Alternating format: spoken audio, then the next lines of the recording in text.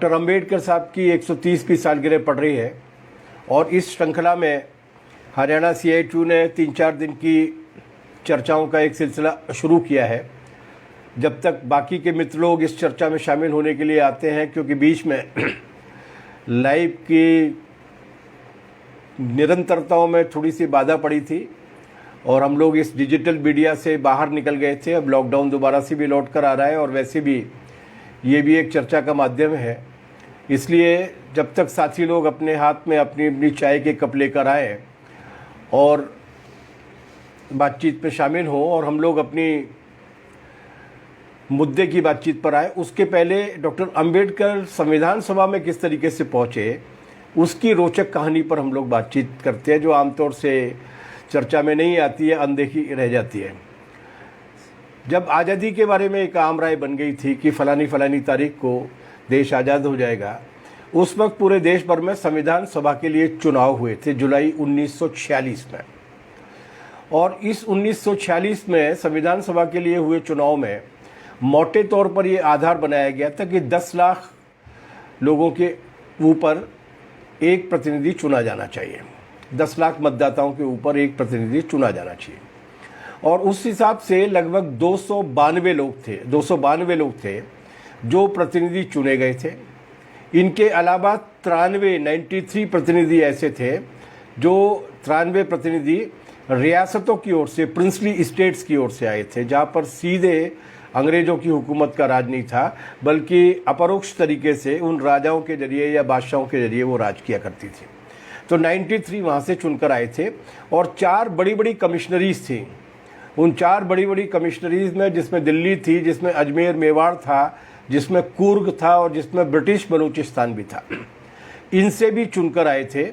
और इस तरीके से संविधान सभा का गठन हुआ था। संविधान सभा के गठन के वक्त जो चुनाव हुए थे, उस चुनाव में बाबा साहब जो है वो बंगाल की जैसौर खुलना नाम की सीट से जीत कर आए थे, बंगाल की सीट से।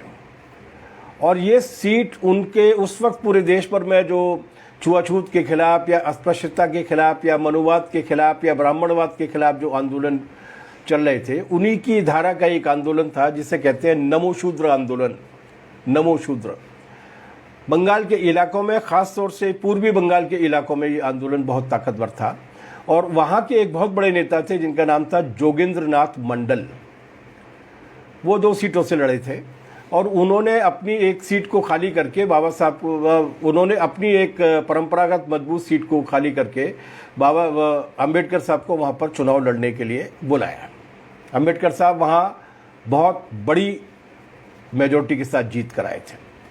लेकिन संयोग ये हुआ कि जब विभाजन के लिए दोनों देशों के बीच में अलग अलग तरीके से जिलों का या इलाकों का बंटवारा हुआ, तो बाबा साहब जिस सीट से जीत कर आए थे, अंबेडकर साहब जिस सीट से जीत कर आए थे, वो सीट पाकिस्तान में चली गई। तो जाहिर सी बात थी कि वो फिर संविधान सभा की उनकी मेंबरशिप भी समाप्त हो गई।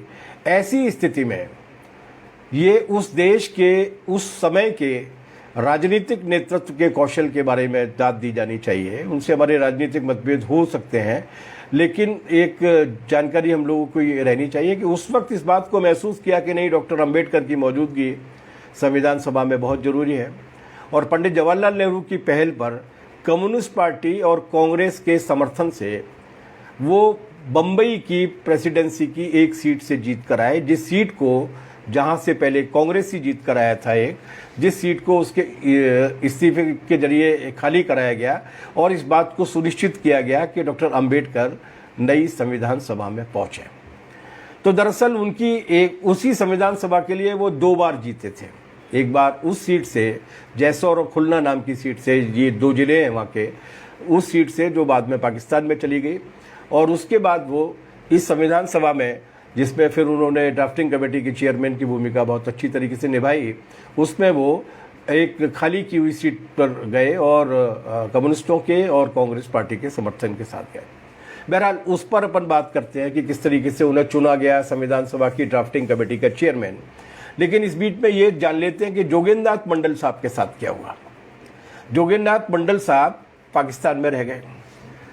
जोगेंद्र नाथ मंडल साहब नमो शूद्र आंदोलन के नेता थे, लेकिन वो मुस्लिम लीग के बहुत बड़े नेता थे। इसमें आश्चर्य करने की कोई बात नहीं है। मुस्लिम लीग के उस वक्त बहुत बड़ी संख्या में मुस्लिम लीग में दलित जातियों के नेता हुआ करते थे और हिंदू भी हुआ करते थे। मुस्लिम लीग एक राजनीतिक पार्टी के रूप में काम करती थी और कुछ लोगों के लिए काफ़ी दिलचस्प ये जानकारी होगी कि भारतीय जनसंघ के जो संस्थापक थे डॉक्टर श्यामा प्रसाद मुखर्जी, जिनकी तस्वीरें ये पूरे देश भर में लेके जाते हैं, वो बंगाल में उस वक्त मुस्लिम लीग की सरकार में मंत्री हुआ करते थे। बहरहाल जो भी है, तो मंडल साहब रह गए पाकिस्तान में। लेकिन क्या संयोग है, क्या मज़ेदार संयोग है कि यहाँ डॉक्टर अंबेडकर भारतीय संविधान सभा की ड्राफ्टिंग कमेटी के अध्यक्ष बने और उधर जोगिंद्रनाथ मंडल जी पाकिस्तान की संविधान सभा के पहले अध्यक्ष बने। अस्थायी अध्यक्ष रहे वो, लेकिन पाकिस्तान की संविधान सभा का जब गठन हुआ तब उसके पहले अध्यक्ष जोगिंद्रनाथ मंडल थे।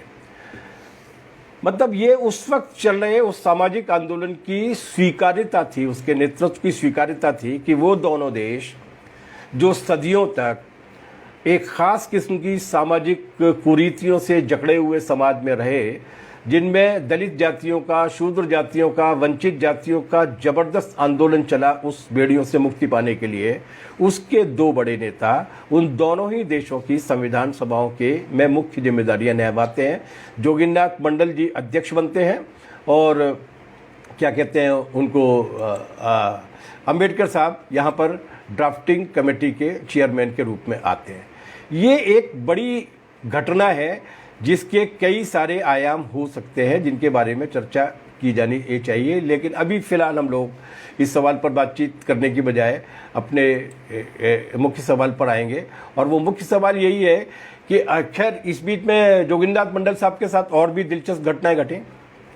वो 3 साल तक पाकिस्तान के पहले मंत्रिमंडल में, जिसके प्रधानमंत्री हुआ करते थे लियाकत अली साहब, जिनकी बाद में हत्या कर दी गई थी, उस मंत्रिमंडल में वो पाकिस्तान के पहले कानून मंत्री थे। जोगिंद्र मंडल पहले श्रम मंत्री थे। श्रम मंत्रालय, कानून मंत्रालय और एक और मंत्रालय था कश्मीर मंत्रालय, जो राष्ट्रमंडल का मंत्रालय था।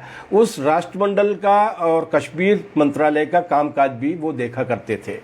तो वो वहाँ के पहले मंत्रिमंडल में कानून मंत्री बने और डॉक्टर अंबेडकर यहाँ के पहले मंत्रिमंडल में कानून मंत्री के रूप में आए और बाद में उन्होंने काफ़ी समय तक श्रम मंत्री का भी कार्यभार संभाला था। ये हम लोगों की जानकारी में है। उसके बाद 1950 में उनका मोह भंग हुआ और जाहिर सी बातें कि होना था। ये जो दलित अत्याचार का मामला है, दलित उत्पीड़न का मामला है, वो केवल देश बदलने की वजह से, उसकी देश की सीमाएं बदल जाने से वो समाप्त नहीं हो जाता। हम आज देखते हैं, आज 2021 में हम लोग देखते हैं कि ये बीमारी हमारे यहाँ के लोग जो अमेरिका में पहुंच गए हैं या ब्रिटेन में पहुंच गए या फ्रांस में पहुंच गए हैं, जो विकसित देशों में पहुंच गए हैं, वहाँ पर भी वो इस बीमारी को लेकर गए हैं। तो जाहिर सी बात है कि पाकिस्तान बनने की वजह से वो छुआछूत की बीमारी तो समाप्त नहीं होने वाली थी। और अंततः जोगिंद्रनाथ मंडल साहब का मोह भंग हुआ और 1950 में, अक्टूबर 1950 में उन्होंने मंत्रिमंडल से इस्तीफा दिया और उसके बाद वो भारत आ गए। 5 अक्टूबर 1968 को उनका देहांत हुआ था। इस बीच में उन्होंने क्या राजनीतिक सक्रियता की या क्या उनकी भूमिका थी, इसके बारे में कोई उल्लेखनीय जानकारी नहीं है। ऐसा लगता है कि जैसे वो वहाँ से हताश होकर, निराश होकर लौटे थे और उसके बाद फिर उन्होंने किसी भी तरीके की राजनीतिक कार्रवाइयों में हिस्सा नहीं लिया। लेकिन जोगिंद्रनाथ मंडल भारतीय आंदोलन की, मतलब भारतीय प्रायद्वीप की, इंडियन सबकॉन्टिनेंट के उस आंदोलन की एक बड़ी हस्ती है। और इस मामले में ये रेखांकित की जाने वाली बात है, दोबारा दोहराई जाने वाली बात है कि जिन्होंने बाबा साहब के लिए सीट खाली की थी, अंबेडकर साहब के लिए सीट खाली की थी, वो पाकिस्तान की संविधान सभा के अध्यक्ष बनते हैं, अस्थायी अध्यक्ष। और इधर डॉक्टर अंबेडकर भारत की संविधान सभा के ड्राफ्टिंग कमेटी के चेयरमैन बनते हैं। बहरहाल भारत के संविधान का जो निर्माण है, भारत की संविधान सभा ने कुल मिलाकर 2 साल 11 महीने और 18 दिन काम किया। ये जो अद्भुत किताब हमें मिली है, इसमें 2 साल 11 महीने और 28 और 18 दिन का काम है। शायद 28 दिन का, मैं कुछ गलती हो सकती है इसमें, 28 दिन का। ये है वो पृष्ठभूमि, जिस पृष्ठभूमि में इस पूरे के पूरे संविधान की प्रक्रिया को हम लोगों को समझना होगा। अब आते हैं अपन लोग मुख्य सवाल पर, लेकिन उस मुख्य सवाल पर आने के पहले भी एक और कैवेट, एक और पूर्व चेतावनी, एक और थोड़ी सी सावधानी रखे जाने की बात है। आमतौर से डॉक्टर अंबेडकर संविधान के निर्माता के रूप में जाने जाते हैं और इस बात को बड़ी फख्र से कहा जाता है, कहा भी जाना चाहिए। वो ड्राफ्टिंग कमेटी के चेयरमैन थे, लेकिन उन्हें भारतीय संविधान के निर्माता के रूप में देखा जाता है। और वो संविधान सभा में जब ड्राफ्टिंग कमेटी के चेयरमैन का चुनाव हो रहा था, तब वो लगभग सारे खेमों के वोट लेकर जीते थे। 389 की कुल मिलाकर स्ट्रेंथ थी 389 की, और उसके बहुत मतलब ये कि 80% 85% लोगों के वोट लेकर वो जीते थे। और इसमें भी कोई दो मत नहीं है कि भारत के संविधान में उनकी विजन का, उनके दृष्टिकोण का बहुत बड़ा योगदान है। इसमें भी कोई शक नहीं है कि वो जिस मकसद के लिए उस वक्त के राष्ट्रीय नेतृत्व ने उन्हें चुना था और उनमें जो विश्वास व्यक्त किया था, उस मकसद को उन्होंने पूरा किया। और भारत के संविधान को ये जो आधुनिकता का रूप दिया है, उस आधुनिकता के रूप में उनकी अपनी परवरिश, उनके अपने विचार और उनकी अपनी काबिलियत का बहुत बड़ा योगदान है। लेकिन डॉक्टर अंबेडकर को केवल संविधान तक सीमित करना या संविधान निर्माता तक सीमित करना एक बहुत बड़ी साजिश का हिस्सा है, बहुत बड़ी साजिश का हिस्सा है। और वो साजिश ये है कि उनके बाकी के रूप दबा दिए जाए, बाकी के रूप छुपा दिए जाए। गांव-गांव में डॉक्टर अंबेडकर के पुतले खड़े कर दिए गए, बहुत बड़ा सम्मान मिला उनको। लेकिन उन पुतलों के साथ एक खास बात है, एक ब्रांड है उसका, और वो ब्रांड ये है कि उनके हाथ में भारत के संविधान की किताब है। ये लोग भूल जाते हैं कि इसी संविधान की किताब के बारे में बाद के वर्षों में, अपने देहांत के 2-3 वर्षों के पहले से उन्होंने किस तरीके की बात बोलना शुरू की थी। खैर वो हमारी चर्चा का विषय नहीं है, लेकिन वो उस संविधान की सीमाओं को समझते थे।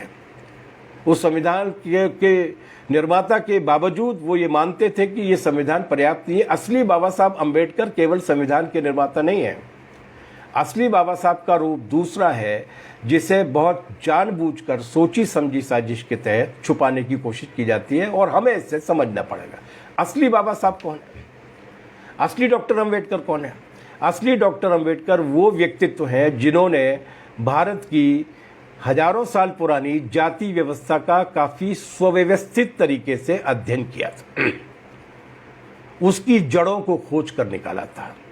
उन जड़ों को खाद पानी देने का काम जो करता है, उनको हरियाने का काम जो करता है, उस पूरे के पूरे तंत्र को खोज के निकाला था।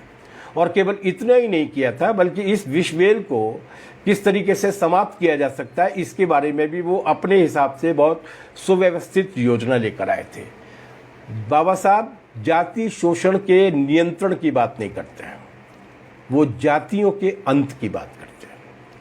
डॉक्टर अंबेडकर की प्रिय किताब भारत का संविधान नहीं है, डॉक्टर अंबेडकर की प्रिय किताब है। 1938 में उन्होंने लाहौर में आर्य समाज के एक कार्यक्रम में देने के लिए जो भाषण तैयार किया गया था, जिसे वो भाषण उन्हें बाद में देने नहीं दिया गया, जिसका नाम था एनिहिलेशन ऑफ कास्ट, जातियों का विनाश। इसलिए बाबा साहब जातियों के ध्वंस की बात करते हैं।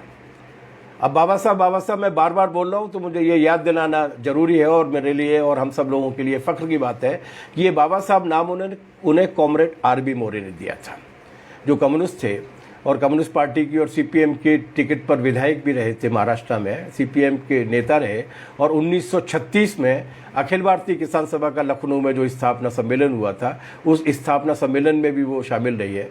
तो उन्होंने आदर के साथ ये नाम दिया था डॉक्टर बी.आर. अंबेडकर को बाबा साहब। बहरहाल बाबा साहब की एक और ख़ास बात थी, जिसे उनके हाथ में संविधान पकड़ा कर हम भूल जाते हैं, और वो ख़ास बात ये थी कि उन्होंने जाति और वर्ण के द्वैत की अद्वैतता को पहचाना था। ये थोड़ी कठिन हिंदी हो गई। ये बहस चलती है कि ये दो अलग अलग चीज़ें हैं, जाति और वर्ण और वर्ग दो अलग अलग चीज़ है, जाति और वर्ग दो अलग अलग चीज़ है। मोटे तौर पर जब देखते हैं हम लोग तो कुछ अपवाद नजर आ जाते हैं हमें, जिसके आधार पर लोग कहते हैं कि ये भी होता है और वो भी होता है, लेकिन दरअसल इसकी एक अद्वैतता है। ये एक ही तरीके की ऑब्जेक्टिव कंडीशंस में पैदा हुई है और इनको जानबूझकर विकसित किया गया है। इस चीज को, क्लास एंड कास्ट के ओवरलैपिंग को, आंतरिकता को, एक दूसरे के साथ जुड़ाव को, पारस्परिक पूरकता को बाबा साहब ने बहुत पहले समझ लिया था, बहुत पहले। उनकी जो पहली थीसिस उन्होंने वहाँ पर लिखी थी अमेरिका की कोलंबिया यूनिवर्सिटी में, उस कोलंबिया यूनिवर्सिटी में भी उन्होंने कहा था कि भारत की परिस्थितियों में क्लास और कास्ट, ये दोनों चीज़ें इंटरलिंक्ड है, ओवरलैप करती है, इसलिए दोनों से एक साथ ही लड़ना पड़ेगा। उन्होंने कहा था कि ये रूप में भले ही अलग अलग दिखते हो लेकिन सार में एक ही है, और इसीलिए दोनों तरह के शोषण के खिलाफ लड़ाई ही सामाजिक मुक्ति की गारंटी है। और ये बात उन्होंने अपनी जो पहली राजनीतिक पार्टी बनाई थी, जो 15 अगस्त 1936 को उन्होंने बनाई थी, उसका नाम रखा था उन्होंने इंडिपेंडेंट लेबर पार्टी, और उस इंडिपेंडेंट लेबर पार्टी का झंडा उन्होंने लाल रखा था। और इसके घोषणा पत्र में उन्होंने जो कहा था वो मैं उद्धृत करके आपके बीच में रख रहा हूं, क्योंकि वो दिलचस्प बात है, क्योंकि ये बात न केवल शासक वर्ग ही छुपाना चाहता है बल्कि वो तथाकथित अंबेडकरवादी भी छुपाना चाहते हैं, जिनका दरअसल अंबेडकर साहब की विचारधारा के साथ या अंबेडकर साहब के योगदान के साथ या उनकी धारणाओं के साथ कोई रिश्ता नहीं है, जो अंबेडकर साहब को केवल एटीएम का पासवर्ड बनाना चाहते हैं, वोटिंग मशीन के एटीएम का पासवर्ड बनाना चाहते हैं, या अपने राजनीतिक भविष्य के लिए उनको एक फिक्स डिपॉजिट के रूप में इस्तेमाल करना चाहते हैं। और वो ये पहलू है कि वो जो इंडिपेंडेंट लेबर पार्टी बनाते हैं 15 अगस्त 1936 को, उस इंडिपेंडेंट लेबर पार्टी जिसका वो झंडा लाल रखते हैं, उसके घोषणा पत्र में वो साफ साफ कहते हैं कि भारतीय जनता की बेड़ियों को तोड़ने का काम तभी संभव होगा जब आर्थिक और सामाजिक दोनों तरह की असमानता और गुलामी के खिलाफ एक साथ लड़ा जाए, एक साथ लड़ा जाए।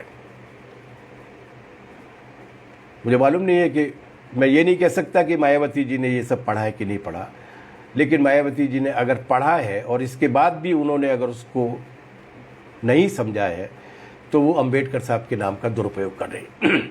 वो तमाम सारे राजनीतिक नेता जो इन दोनों तरीके की लड़ाइयों को एक साथ नहीं लड़ना चाहते, वो अंबेडकरवादी होने का ढोंग कर सकते हैं, पाखंड कर सकते हैं, लेकिन अंबेडकर साहब के अनुयायी नहीं हो सकते। उन्होंने असल में उनकी जो राजनीतिक पृष्ठभूमि थी वो फेबियन थी। ये फेबियन जो है, फेबियन एक बड़ी राजनीतिक धारा थी जो 19वीं सदी में जब मार्क्सवाद पैदा हुआ था, ठीक उसी के आसपास इस विचारधारा का भी विकास हुआ था। और इस विचारधारा का ये मानना था कि मार्क्सवाद बात करता है क्रांतिकारी परिवर्तन की बात करता है। मार्क्सवाद ये कहता है कि शासक वर्ग का राज है, शोषित वर्गों को संगठित होकर अपनी राजनीतिक चेतना को विकसित करके इस राज को पलटना होगा और उसको पलटने के लिए क्रांति करनी होगी। ये जो फेबियन थे वो भी समाजवाद में विश्वास रखते थे, वो भी विश्वास करते थे कि बराबरी होनी चाहिए, हर तरीके की असमानताएं दूर होनी चाहिए। वो भी कहते थे कि नहीं, ये जो एक समाजवादी व्यवस्था आनी चाहिए, लोगों को बराबरी से विकसित होने का हक मिलना चाहिए, लेकिन ये सारा काम बिना क्रांति किए होना चाहिए, लोकतांत्रिक तरीके से होना चाहिए। तो एक तरीके से डेमोक्रेटिक सोशलिज्म की बात करते थे। और उस वक्त अमेरिका में जब पढ़ने के लिए गए थे डॉक्टर अंबेडकर, उस वक्त फेबियनिज्म वहाँ के युवाओं के बीच में काफ़ी लोकप्रिय था, वहाँ के विश्वविद्यालयों में भी था, तो वो उस फेबियन बात की ओर आकर्षित हो गए थे। और उस जमाने के एक बहुत बड़े ब्रिटिश फेबियनवादी थे, फेबियन सोशलिस्ट थे, जो बाद के दिनों में कम्युनिस्ट पार्टी के साथ आ गए थे। उनका नाम था हैरोल्ड लास्की। उनके काफ़ी नज़दीकी शिष्यों में और सहयोगियों में बाबा साहब माने जाते हैं, और उनकी बहुत सारी किताबों पर उनकी टीका टिप्पणियाँ भी हैं, और हैरोल्ड लास्की को भी उन्होंने काफ़ी बार कोट किया है।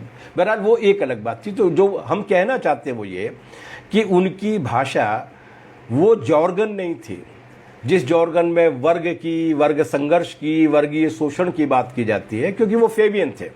लेकिन इसके बाद भी उनकी समझदारी में ये जरूर बात थी कि वर्ग होते हैं, और वो वर्ग दो तरीके के होते हैं। शोषित करने वाले मतलब आर्थिक वर्ग भी होते हैं, आर्थिक आधार पे भी वर्ग होते हैं, और वो ये मानते थे कि ये वर्ण और वर्ग की पारस्परिक पूरकता जो भारतीय परिस्थितियों में विकसित हो गई है, जिसे बहुत अच्छी तरीके से दामोदर धर्मानंद कोसाम्बी साहब ने एनालाइज किया था मार्क्सिस्ट टर्मिनोलॉजी में, वो उसको भी वो यथार्थ के रूप में मानते थे। और यही वजह है,